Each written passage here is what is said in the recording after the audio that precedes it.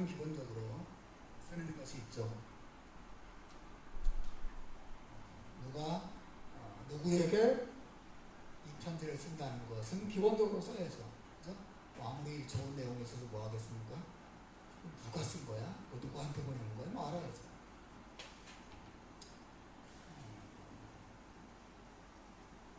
안녕, 개똥아, 나 속똥이야.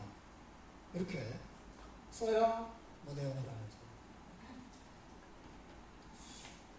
2000년 전에 고대의 편지 형식도 마찬가지였습니다.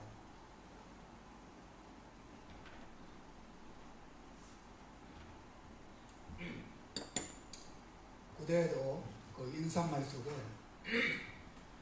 기본적으로 누가 누구에게 편지한다는 내용을 담고, 그리고 보낸 사람이 받는 사람에게 좋은 일이 있기를 축복하는 내용을 담았습니다. 오늘 본문 빌립보서 1장 1절 2절의 내용은 2000년 전에 사도 바울이 그러한 고대의 편지 형식 그대로 빌립보 교회에게 편지를 보내고 있다는 것을 보여주고 있습니다. 그래서 1절 2절을 보면 편지를 보내는 사람이 누구이고 받는 사람이 누구인지, 그리고 받는 빌립보 교회 성도들에게 은혜와 평강이 있기를, 즉 그들을 축복하는 내용으로 2절이 이루어지고, 이렇게 이 편지 인사말이 마무리되고 있습니다. 이 내용과 이 형식을 보면 그 당시에 쓰임받았던, 그 당시에 사용되었던 어떤 고대 편지 형식을 그대로 사용하고는 있지만, 바울 사도는 성령께서 감동을 주심에 따라 이 평범한 인사말 속에 하나님의 위대한 진리를 담아서 빌립보 교회 성도들에게 전달하고 있습니다. 다시 말하면 이 바울의 인사말 속에는 그리스도인이란 어떤 사람인가에 대한 그리스도인의 정체성이 잘 드러나 있습니다. 무슨 말이냐? 바울 사도는 편지를 보내는 자기 자신이 어떤 사람인지 소개하고 있습니다. 또 편지를 받는 빌립보 교회 성도들이 어떤 사람인지 생각하게 하고 알려주고 있습니다.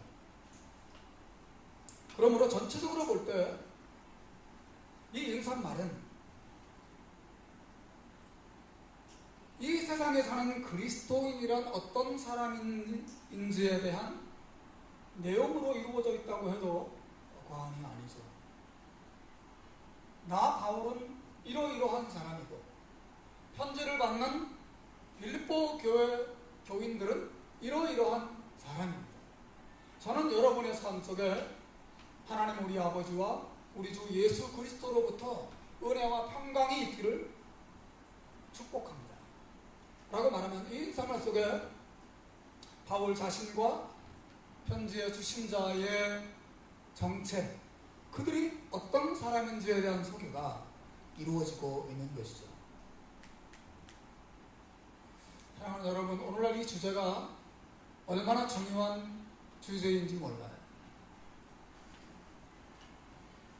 오늘날 세상이 이렇게 어두워지고 더러워지고 무질서해지고 혼란스러워지게 된 일부 중요한 책임은 우리 그리스도인들에게 있어요. 그리스도인들이 재구실을 하지 못하기 때문에 그렇죠.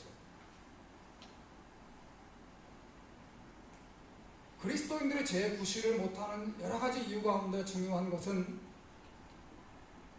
그들이 그리스도인이라고 말함에도 불구하고 그리스도인이 누구인지에 대해서 생각하는 데 실패하고 있기 때문에 그렇습니다. 또 자기가 그리스도인이라고 말함에도 불구하고 자기가 내가 그리스도인이라는 사실을 삶 속에 적용하는데 실패하고 있기 때문에 그런 것이죠. 여러분, 그리스도인이란 누구입니까?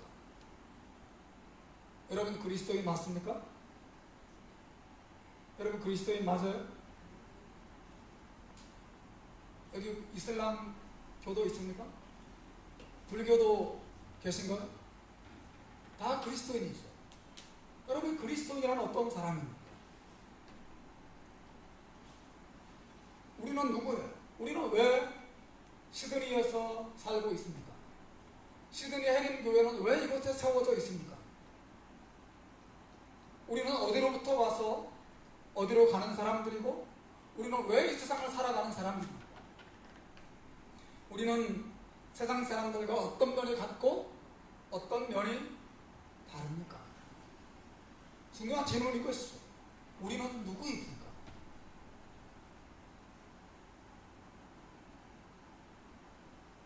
사랑하는 여러분, 여러분은 나는 그리스도인이다 라고 하는 사실을 삶 속에서 자주 생각하세요? 그리고 나는 그리스도인이다 라고 하는 사실을 여러분의 삶 속에서 자주 적용하고 계십니까? 여러분이 그리스도인이라는 사실을 여러분의 삶에 적용하면서 그 사실이 여러분의 삶에 어떤 영향을 계속해서 미치도록 만들고 있습니까? 그것이 중요한 것이에요.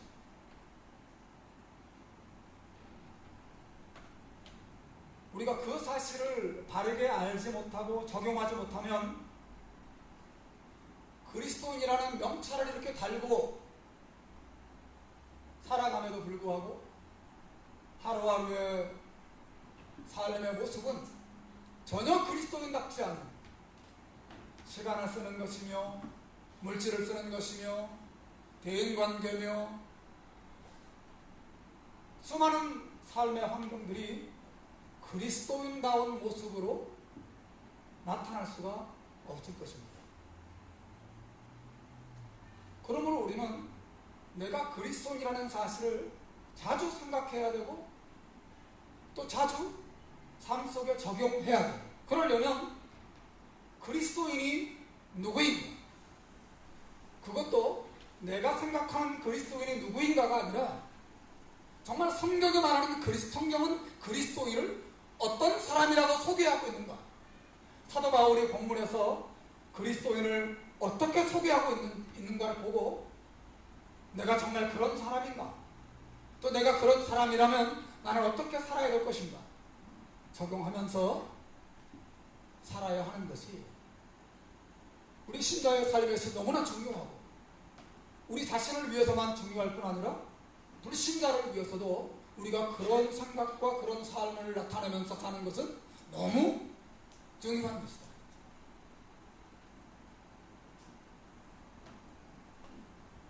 여러분, 본문에서 사도 바울이 이 인사말을 해나가면서 자신을 소개하고 빌립보 교회 성도들을 소개합니다. 바울이 먼저 자기를 가리켜서 뭐라고 소개하고 있습니까? 1절을 한번 보십시오. 1절 같이 읽읍시다. 시작. 그리스도 예수의 종 바울과 디모데는 그리스도 예수 안에서 빌립보에 사는 모든 성도와 또한 감독들과 집사들에게 편지하노니 그렇게 되어 있어요. 먼저 여러분, 바울 사도가 자기 자신을 가리켜서 그리스도 예수의 종 바울과 디모데는 이라고 말합니다.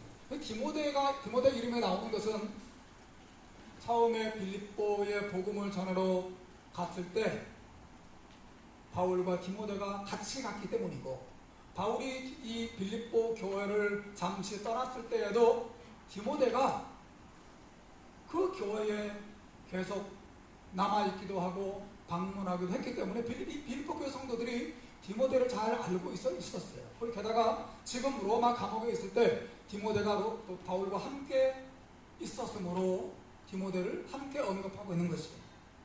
어쨌거나 바울은 디모데를 비롯한 자기 자신을 가리켜서 그리스도 예수의 종이라 그렇게 말하고 있어요.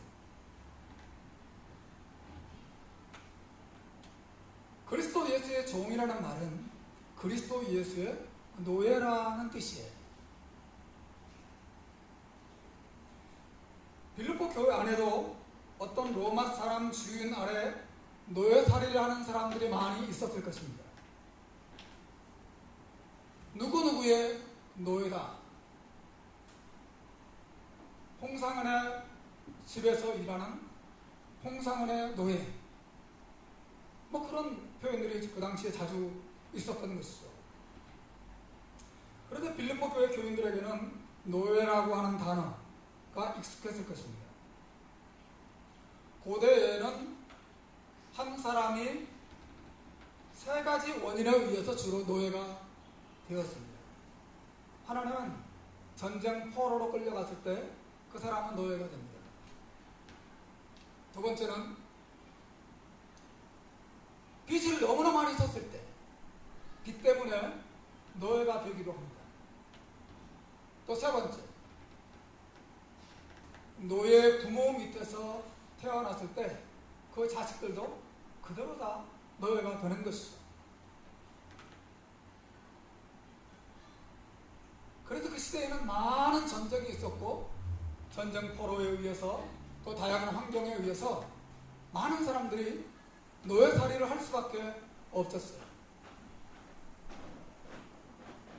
노예란 주인의 소유물이에요.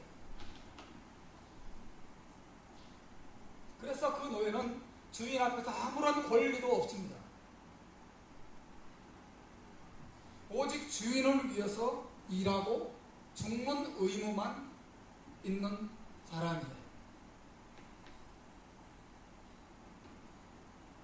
아무런 권리도 없고 오직 주인을 위해서 죽도록 일하다가 병들면 버림받는 그런 노예. 집에 그냥 재산 목록이에요. 재산 목록. 사람이 아닙니다. 노예. 놀라운 것은 사도 바울이 그런 노예라고 하는 단어를 예수님과 자신의 사이에 적용하고 있다고 하는 것이죠. 그는 이렇게 말합니다. 빌립보 교회 성도 여러분, 저 바울과 저와 함께 있는 디모데는 그리스도 예수의 노예입니다. 하지만 여러분, 바울이 말하는 나는 그리스도 예수의 노예입니다 라고 하는 이 말은 고대의 노예와는 다른 종류의 노예예요. 바울과 디모데는 사랑의 노예입니다. 여러분 한번 생각해 보십시오. 누군가를 죽도록 사랑하기 때문에 그 사람만을 위해서 살기로 작정한 사람이 있다고 해봅시다. 그렇다면 그 사람은 자기가 위해서 살기로 작정한 사람의 바로 사랑의 노예인 것이에요. 여러분 이런 사랑의 노예가 되어보신 적이 있으세요? 지금 그런 대상이 있습니까? 누군가를 죽도록 사랑하기 때문에 내 인생을 저 사람을 위해서 아낌없이 바칩니다. 저 사람을 위해서라면 내 목숨이라도 아끼지 않고 내 인생을 헌신하리라. 그런 마음을 가진 사람. 그 사람이 바로 사랑의 노예인 것이죠. 부모는 그런 면에서 자식 앞에 자식에 대해서 사랑의 노예죠. 자식을 죽이겠습니까? 살리겠습니까? 그렇게 속을 속여도 여전히 자식은 자식이죠. 자식을 사랑하고 자식을 위해서 희생하고 자식을 위해서 수고하고 자식을 위해서 소가리를 하고 사랑의 노예. 자식이 강요하나요? 버릴 수 있어요. 내가 버릴 수 있습니다. 집에서 쫓아낼 수 있어요. 관계 끊을 수 있습니다. 그렇게 할 수 없는 사랑의 내였어요. 사랑 때문에 그 자식을 사랑하기 때문에 내 인생을 아낌없이 쏟아붓는 사랑의 노예죠. 두 사람이 서로 죽도록 사랑하는 부부도 그러한 면에서 서로가 서로에게 사랑의 노예라고 말할 수 있죠. 좀 더 나아가서 어떤 면에서 저도 이 시드니 헤림 교회의 사랑의 노예라고 완전하지 않지만 그렇게 말할 수 있겠죠. 사랑하기 때문에 수고하고, 사랑하기 때문에 눈물을, 사랑하기 때문에 인내하고, 사랑하기 때문에 헌신하는 삶. 사랑의 노예죠. 우리 교회는 여러 집사님들 수고하고 애쓰고 봉사하고 노력하는 많은 모습들, 사실은 사랑의 노예의 한 모습을 보여주는, 누가 강요하는 것도 아닌데 사랑하기 때문에 그렇게 하는 것이죠.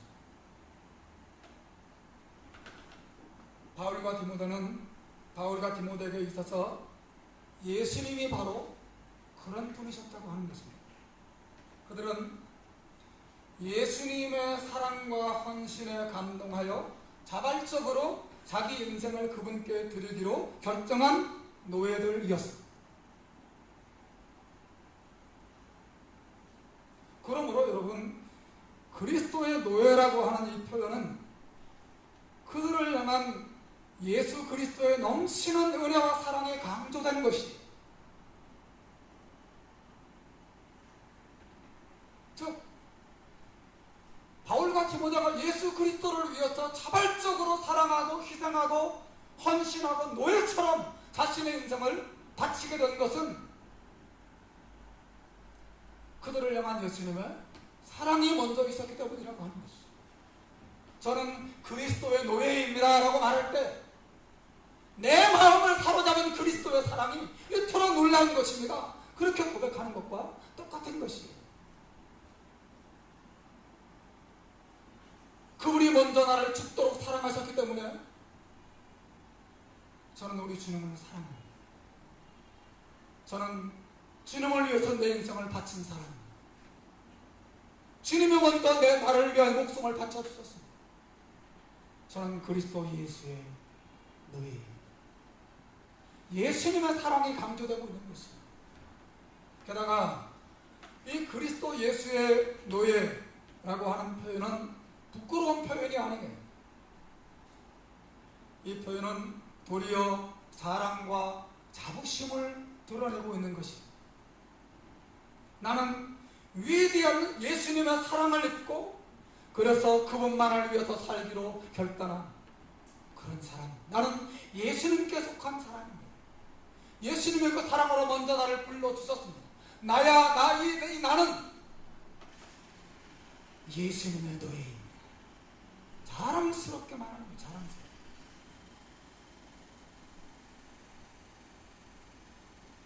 고린도후서 5장 14절 말씀에 보면 바울이 말합니다. 그리스도의 사랑이 우리를 강권하시는도다. 우리가 생각건대 한 사람이 모든 사람을 대신하여 죽었은즉 모든 사람이 죽은 것이다. 여러분, 이 마음 때문에 그리스도의 사랑이 우리를 강권하는 거예요. 이 강권한다는 말은 압박한다는 거, 압박, 프레스한다는 것입니다. 프레스. 그리스도의 사랑이 내 마음을 압박합니다. 그리스도의 사랑이 나를 몰아가고 있습니다. 저는 그리스도의 사랑만 생각하면 견딜 수가 없습니다. 나를 사랑하시고 또 죄인을 사랑하시고 그래서 세상에 오셔서 죄인을 위하여 십자가에 목숨을 내어주신 예수님의 사랑을 생각할 때마다 내 마음은 뛰놀고 제가 그분을 사랑하지 않을 수 없고 그분을 위하여 헌신하지 않을 수 없습니다. 저는 그분의 노예가 되었습니다. 이 말을 하고 있는 것입니다. 로마서 8장 35절에서도 바울이 말합니다. 누가 우리를 그리스도의 사랑에서 끊으리요? 환난이나 곤고나 핍박이나 기근이나 적신이나 위험이나 칼이랴. 그랬습니다. 누가 우리를 그리스도의 사랑에서 끊으리요? 여러분, 그리스도를 향한 우리의 사랑에서 끊을 수 없다는 말이 아니에요. 우리를 향한 그리스도의 사랑에서 누구도 끊을 수 없다는 것입니다. 우리를 향하여 부으시는 그리스도의 사랑에서 누가 우리를 끊고 누가 우리를 떼어낼 수 있겠는가? 누가 우리를 그리스도의 사랑에서 끊고 놀라운 거예요. 예수 그리스도의 은혜와 사랑에 이 사도 바울이 얼마나 사로잡혀 있는가를 볼 수 있는 것이죠. 저는 그리스도 예수의 노예입니다. 그리스도 예수의 종 바울은. 사랑하는 여러분, 이것이 사도가 생각하는 자신의 정체성이에요. 좀 더 나아가면 이것이 바로 사도가 생각하는 그리스도인의 정체예요. 그리스도인은 누구입니까?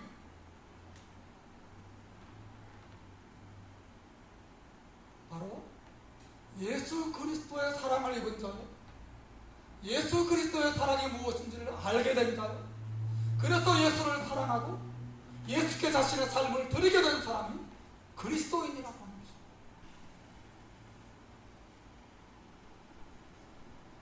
바울 사도는 지금 로마 감옥에 있습니다. 그는 지금 죽음을 앞두고 있습니다. 자기가 형장의 이슬로 살아가게 될지 아니면 풀려나게 될지 알 수가 없는, 미래가 보이지 않는 고난의 현실 속에 사도 바울이 들어가 있습니다.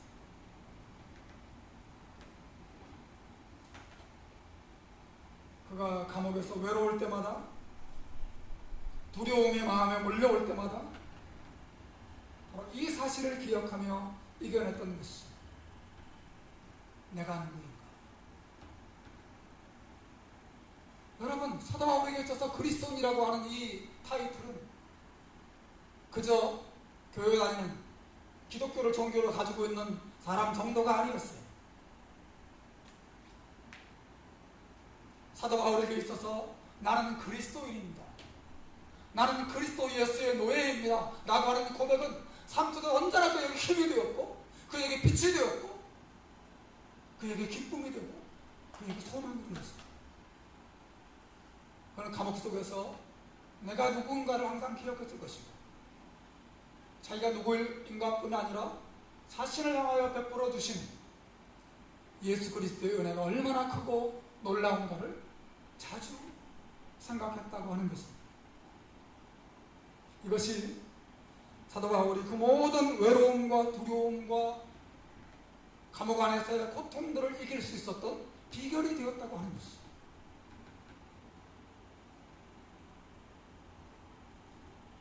뿐만 아니라 여러분, 이것이 여러분이 세상과 온갖 시련을 이길 수 있는 비결인 것입니다. 힘들 때마다 여러분 자신이 그리스도인인 것을 기억하십시오. 여러분이 힘들고 외로울 때, 정말 괴롭고 앞이 보이지 않을 때, 내가 누구인가? 내가 왜 이 자리에 있는가? 예수님은 나를 위해서 무슨 일을 행하셨는가?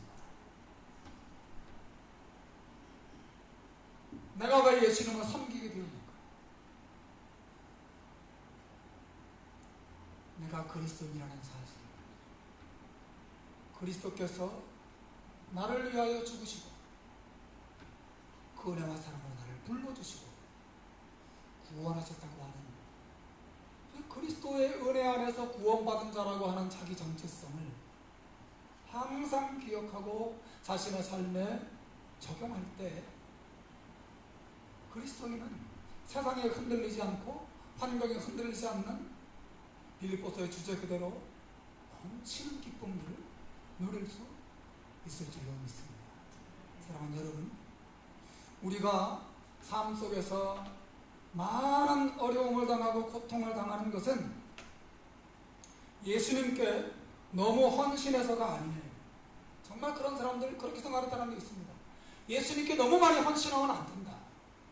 예수님께 너무 많이 헌신하면 시간 들이지, 돈 들이지, 몸도 피곤하지, 예수님께 또 지나치게 헌신할 필요 없어. 그냥 적당하게 예수 믿으면 된다라고 생각하는 사람이 많이 있어요. 그러나 여러분이 너무 많이 헌신하기 때문에 어려움을 당하는 것이 아니에요. 도리어 여러분이 너무 헌신하지 않아서 여러분이 어려움을 당하는 것입니다. 다시 말하면 여러분이 것은 예수님의 노예가 아니기 때문에 그런 것이에요. 여러분이 예수님의 사랑을 더 깊이 알면, 그래서 자신을 예수 그리스도의 노예라고 말할 수 있을 만큼 예수 그리스도의 사랑을 안다면, 예수 그리스도의 사랑 때문에 기꺼이 내 삶을 기쁨으로 내어드릴 수 있는 사람이 된다면 여러분이 이 세상에서 가장 행복한 사람이 될 것입니다. 그 어떤 환경도 여러분을 무너뜨릴 수 없을 것입니다. 우리는 예수님의 사랑을 알되 나는 예수님의 노예입니다 라고 말할 수 있을 만큼 알지 않는 것이에요. 우리는 너무 예수님을 초라하게 알아요.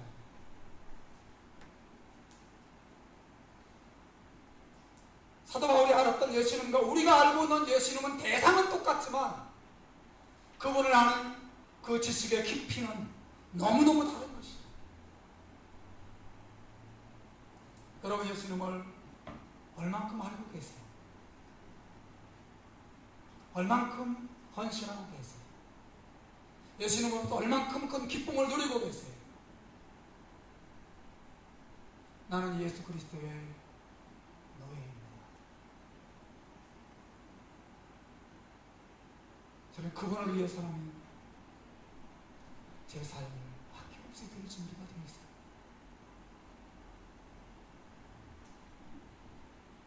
그런 마음이 예수님을 향하여 불끈불끈 순간순간 솟아오르고 있습니다.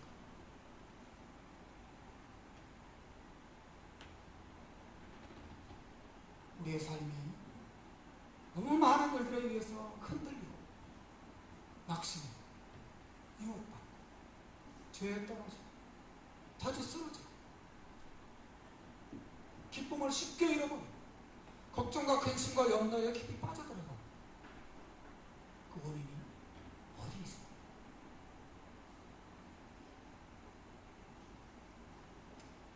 물론 우리 주변에 우리를 힘들게 하는 많은 환경 때문에 그럴 수 있어요. 그러나 여러분, 그 환경 때문에 우리가 낙심하고 환경 때문에 슬퍼하고 환경 때문에 주저앉고 환경 때문에 불평하고 한다면 불신자들과 다를 것이 없는 것이죠. 그들도 우리와 똑같은 것이죠. 우리는 누구입니까? 우리는 왜 이곳에 있습니까? 우리는 그리스도입니다.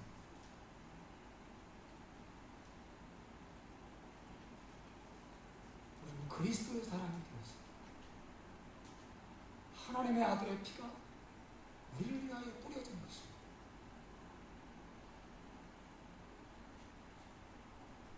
우리가 예수 그리스도 안에 있는 놀라운 은혜를 알게 될 때, 그리고 내가 누구인가를 삶 속에 자주 생각하고 자주 적용하면 적용할수록 더 신자다운 신자가 되고 세상 속에서 정말 하나님께서 주시는 위대한 축복의 도구가 될 수 있을 줄 믿습니다.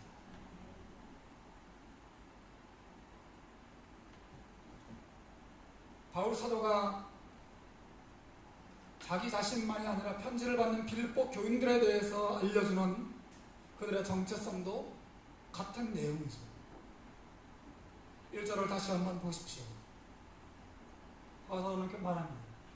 그리스도 예수의 종 바울과 디모데는 그리스도 예수 안에서 빌립보에 사는 모든 성도와 또한 감독들과 집자들에게 편지하노니 되어 있습니다. 여기 그리스도인에 대한 두 가지 표현이 등장하죠. 하나는 그리스도 안에 있는 자들이라고 하는 것과 성도라고 하는 표현이에요. 뒤에 나오는 감독들과 집사들은 교회 직분을 가리키는 표현이지 그리스도인 자신을 말하는 것은 아닙니다. 원문에 보면 이렇게 되어 있어요. 그리스도 예수 안에서 빌립보의 감독들과 집사들과 함께 있는 모든 성도들 이렇게 되어 있습니다. 또한이라고 하는 것이 and 혹은 or 이런 뜻이 아니라 with의 with, 영어 전치사 with로 되어 있습니다. 그래서 감독들과 집사들과 함께 있는 모든 성도들. 그러므로 여러분 그냥 감독들과 집사들은 교회 직분을 가리키는 거고, 신자를 가리키는 표현은 성도예요, 성도. 거기 빌립보 교회 안에 감독들과 집사들이 있는 것을 보니까 약 10여 년의 세월이 흐른 후에, 교회 개척 후에, 그죠? 말씀드렸죠? 교회 개척 후 약 10여 년 흐른 후에 교회가 제법 커졌던 것으로 보여집니다.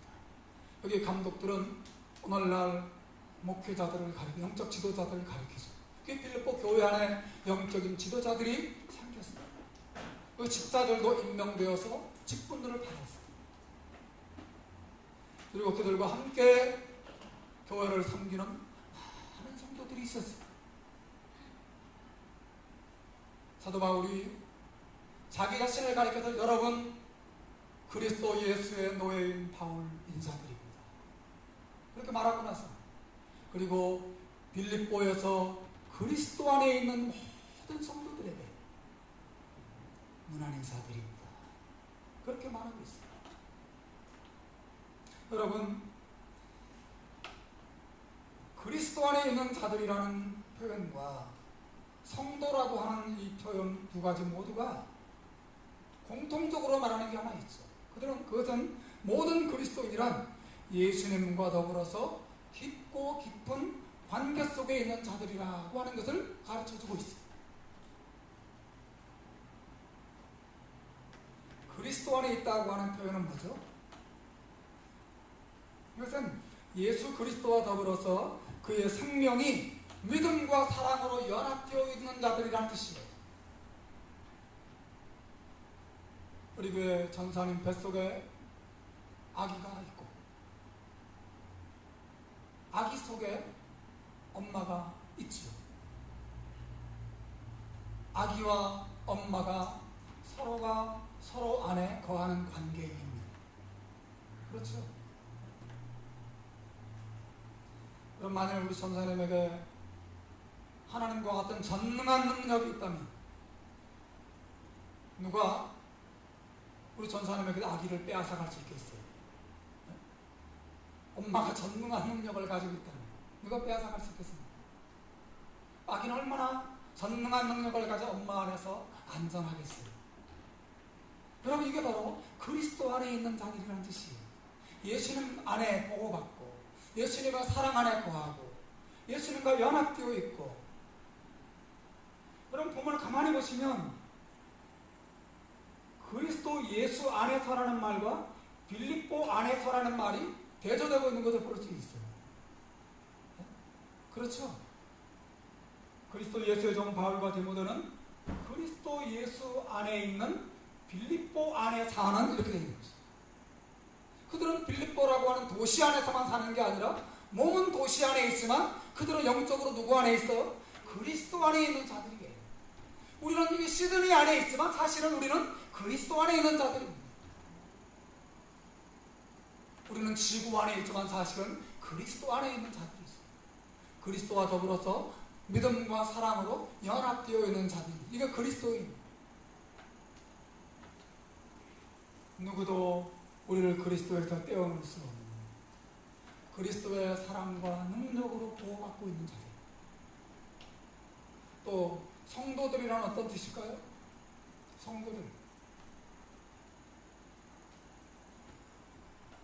성도들이란 말 그대로 우리나라 그 한자 글을 하면 거룩한 무리라 그런 뜻이죠. 거룩한 성자에 무리 도자를 써서 거룩한 무리들. 실제로 이 헬라어 원문도 같은 의미를 가지고 있습니다. 거룩한 사람들.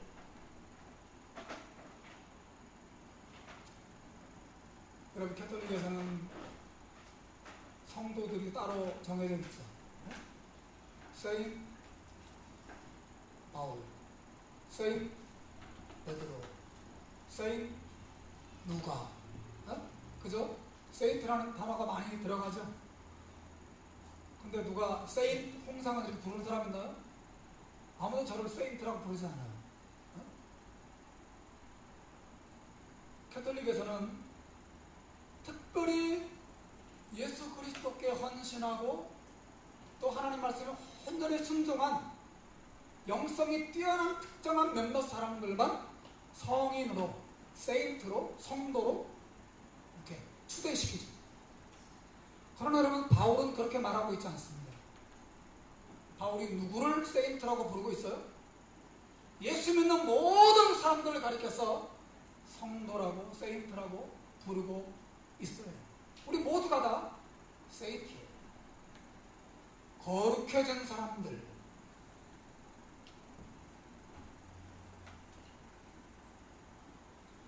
여기서 거룩함이란 구별됨을 특별히 의미해요. 예수님께서 너무나 사랑하셔서 자신의 피로 구원하시고 자신의 특별한 소유로 구별시킨 사람들이다, 그런 뜻을 가지고 있습니다. 저희 집에 컵이 많아요. 30개쯤 될까요? 20개쯤 될까요? 하여튼 컵이 많습니다. 근데 그 많은 컵들 중에 제가 특별히 아끼는 컵이 있어요. 제 친구 목사의 사모님이 우리 부부 쓰라고 세트로 머그컵을 줬습니다.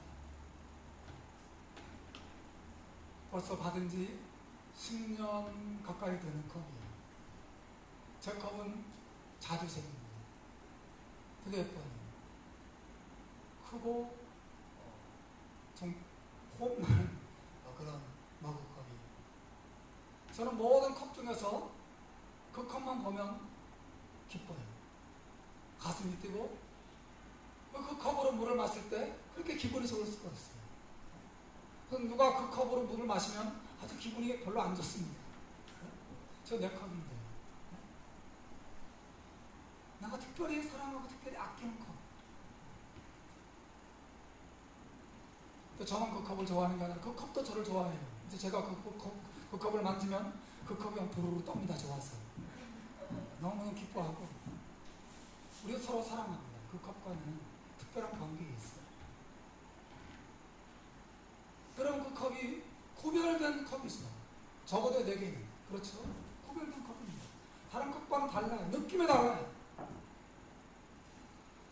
거룩하다라고 말할 때 깨끗하다 그런 뜻도 있지만 구별된 사람이다, 구별된 존재라 그 뜻도 가지고 있어요. 보통 이런 테이블을 성구라고 부르죠. 거룩한 가구라는 뜻입니다. 왜 이게 거룩해요? 네? 이 나무는 뭐 특별한 데 자랐나요? 아니에요. 하나님을 예배하는데 구별되게 쓰임 받으니까 거룩한 가구라고 표현되어지는 거죠. 거룩함이라고 하는 이 단어는 구별된다, 구별되다라고 하는 뜻을 가지고 있어요. 성도라, 예수 그리스도의 특별한 사랑의 대상이 되어서 구별된 자들이라는 뜻을 가지고 있어요. 구별된 자들.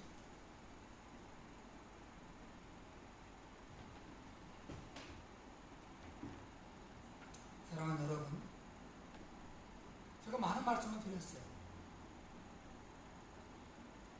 오늘 본문 특히 1절을 보시면 그리스도 예수의 종 바울과 디모데는 그리스도 예수 안에서 빌립보에 사는 모든 성도와 감독들과 집사들에게 편지하노니.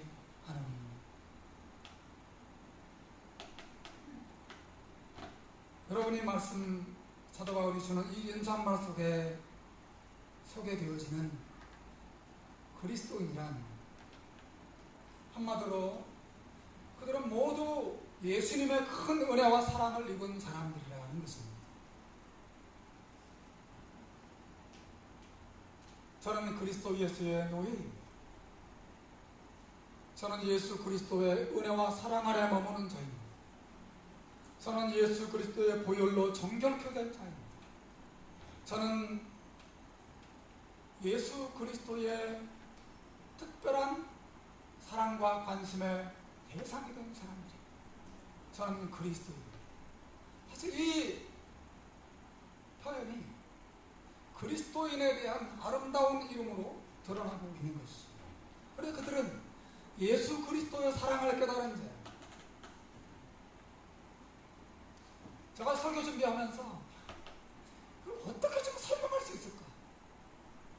사도 바울의 마음이나 이 빌보 교회 성도들의 이 마음의 상태를 어떻게 우리 교회 성도들에게 전달할 수 있을까? 고민하고 또 고민하고. 그러다가 이런 생각이 들었어요.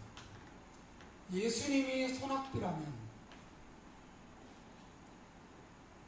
이 사람들은, 바울 사도나 디모데나 빌립보 교회 성도 이 사람들은 그 손학비에 흠뻑 젖은 사람, 예수의 은혜와 사랑에 흠뻑 젖었어요. 그 은혜와 사랑이 온몸을 적시고 그 몸에서 예수의 은혜와 사랑이 뚝뚝뚝뚝 떨어져요. 예수로 가득한 사람들, 예수의 사랑으로 충만한 사람들, 예수의 사랑에 언제나 가슴 벅차하던 사람들, 그 예수의 사랑 때문에 행복하던 사람들, 그래서 예수의 노예가 되고 예수 그리스도 안에 사는 것이 기쁨과 즐거움이라고 말할 수 있었던 우리의 신앙의 선배들, 사랑하는 여러분, 바로 이 사람들이 성경에 말하는 그리스도인 것입니다.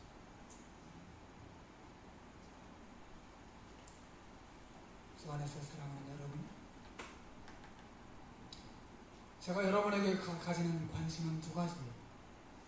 하나는 여러분을 넘치도록 위로하고 싶은 마음이고 목사로서, 또 하나는 동시에 여러분에게 도전하고 싶은 마음도 있습니다. 사도 바울과 디모데와 빌립보 교회, 이 우리 초대교회 이 신앙의 선배들의 삶은, 그리고 그들이 알았던 예수 그리스도의 은혜와 사랑은 우리가 큰 위로가 되고 격려가 돼요. 하지만 동시에 그러면 우리는 어떤가?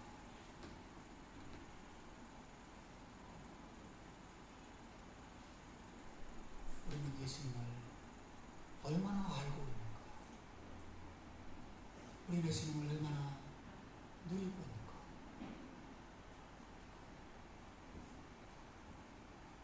여러분은 예수님을 위해서 기꺼이 그분의 노예가 될 만큼 그분을 알고 그분을 즐거워하고 그분에게 여러분의 하루 24시간 혹은 일주일 기쁨으로 헌신하고 있습니까?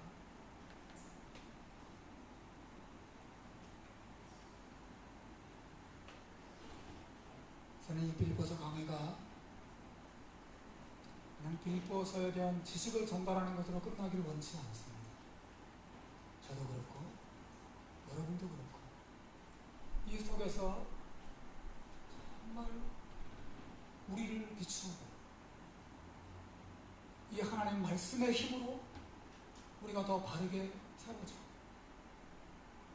더 나아가서 이 공동체가 그리스도인이 모이는 공동체가 아름다운 교회로 세워지게 되는 그런 계기가 되는 말씀이 되기를 바랍니다. 여러분 인생은 외롭습니다. 다 외로워요.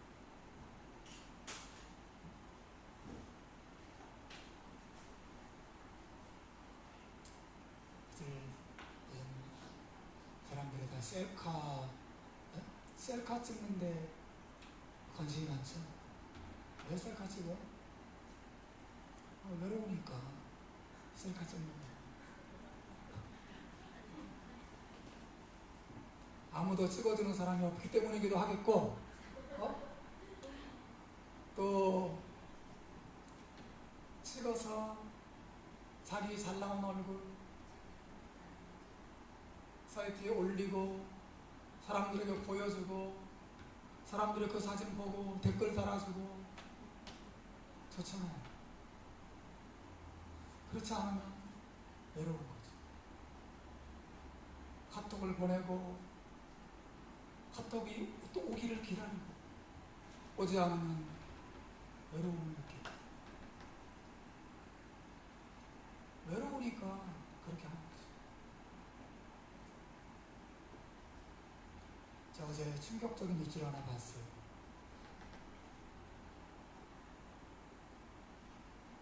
가짜 카톡이라고 들어보셨어요? 네? 가짜 카톡. 이 가짜 카톡에 가입하려면 이름이나 주소, 이메일 다 필요 없어요. 하나도 안 내도 돼요. 가짜 카톡에 가입하는 방법은 그저 자기 나이와 자기가 남자인지 여자인지만 집어넣으면 돼요. 앱이 있습니다. 카톡 같은 똑같은 앱이. 그냥 남자 몇 살 이렇게만 집어넣으면 됩니다. 그리고는 그 카톡 창에다 가짜 카톡 창에다가 자기가 하고 싶은 말 무슨 말이든지 입력을 시키면 답이 옵니다.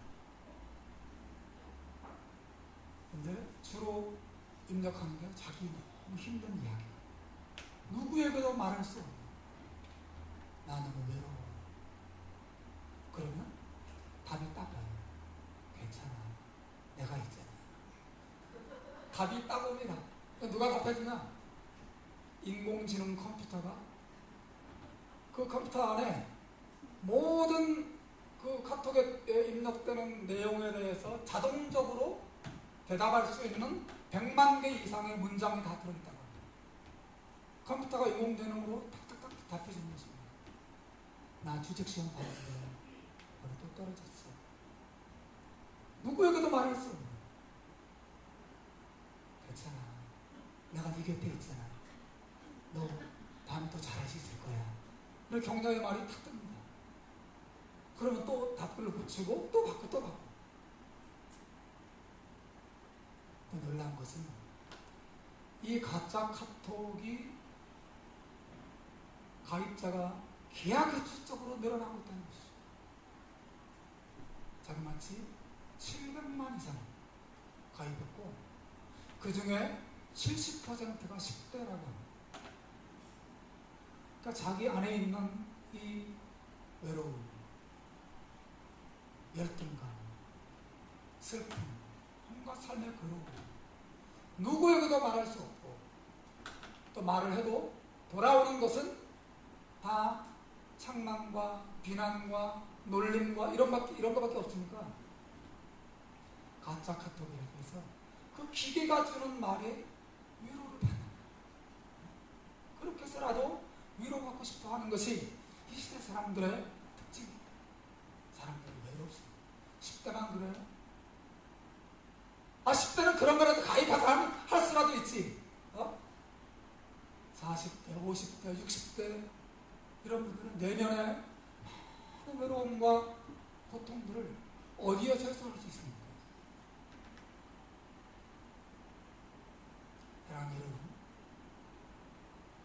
이렇게 외롭고 고단한 이 시대의 사람들을 향해서 우리 그리스도인들이 해줄 수 있는 대답이 뭐 있어요? 우리는 그들에게 무엇을 나누어주고 어떤 대답을 해주어야 합니까? 저는 여기 이 빌립보서 1장 1절 2절 이 바울의 인사말 속에 그 대답이 들어있다고 믿습니다. 우리는 그리스도인. 왜 우리가 그리스도인입니까? 우리는 나를 예수 사랑과 헌신의 노예로 만들 만큼 풍성하고 영광스러운 은혜와 사랑이 무엇인가 아는 자들이고, 우리는 그렇게 외로운 사람들에게 이 예수 사랑을 보여주고 예수 사랑을 말해줄 수 있는 책임이 우리에게 있습니다. 우리는 그리스도인이에요. 사랑하는 여러분, 혹시 여러분 안에 아직 이 예수의 은혜와 사랑을 알지 못하는 분이 계시다면 성경이 말하는 이 위대하고 아름다운 친구 예수님을 한번 사귀어보시기를 바랍니다. 그리고 이미 예수를 믿고 그리스도인이 된 많은 여러분들에게 제가 권면해 드립니다. 예수를 믿음에도 불구하고 여전히 근심과 염려 속에 빠져서 벗어나지 못하고 있다면 바울이 알았던 것처럼 하나님, 저도 바울처럼 예수의 사랑을 더 깊이 알게 하려고 기도하시고 예수님과 더 깊이 사귀십시오. 예수님과 사귀시고 예수님과 더 자주 만나십시오. 성경을 펴고 예수님의 음성을 자주 들으십시오. 기도 시간을 열고 그 기도의 방으로 들어가셔서 예수님을 더 자주 만나십시오. 예수님을 알아십시오. 예수님은 놀라웁니다. 예수님은 지금도 살아계시고 자기 백성들을 영접해 주십니다. 이 비밀을 가지고 있는 사람, 이 비밀을 누리는 사람이 그리스도입니다. 제가 여러분의 삶 속에 그리스도인의 기쁨이 충만합니다. 그래서 여러분 본문에 보면 사도 바울이 몸이 비록 감옥에 갇혔지만 감옥 밖에 있는 사람들을 축복하지 않습니까? 하나님 우리 아버지와 주 예수 그리스도로부터 은혜와 평강이 너희에게 있을지어다 이렇게 말하죠. 왜 이게 가능해요? 사도 바울의 마음속에 예수 그리스도로부터 하나님으로부터 은혜와 평강이 충만했기 때문에 그것을 함께 나누기 원했던 것이죠. 여러분이 예수를 알면 예수를 사귀면 그 예수님으로부터 하나님 아버지로부터 은혜와 평강이 여러분에게 충만하게 임할 줄 믿고 있습니다. 한 주간 이 은혜가 여러분에게 있기를 주의 이름으로 축원합니다. 기도하겠습니다.